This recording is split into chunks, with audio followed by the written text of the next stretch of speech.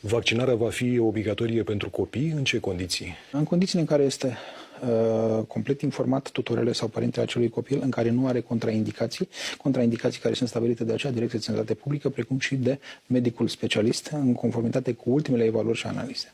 Deci în condițiile în care părintele este informat, vaccinarea devine obligatorie? Vaccinarea pentru copil devine obligatorie.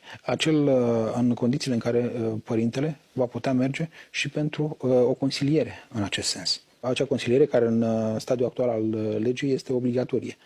La fel, acea consiliere va rămâne obligatorie și pentru celelalte vaccinuri, dar nu va fi obligatoriu vaccinul. Mă refer la adulți și în situații epidemiologice deosebite. Ce se întâmplă dacă un părinte trece de toate aceste etape și de consiliere și refuză să accepte vaccinarea copilului? În măsura în care rămâne obligativitatea, în lege vor apărea și anumite contravenții.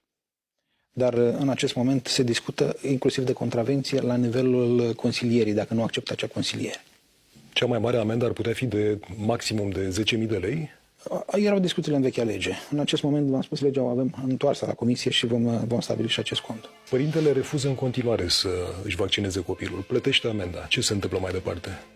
În acest moment discutăm cu nivelul specialiștilor de la Sănătate Publică evaluarea și contextul nevaccinării acestui copil, care sunt condițiile stricte și care ar trebui să fie partea din lege care să găsească un tutore din sistemul juridic care să poată accepta acest vaccin.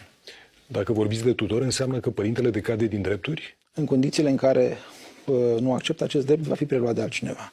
Se discută acest lucru.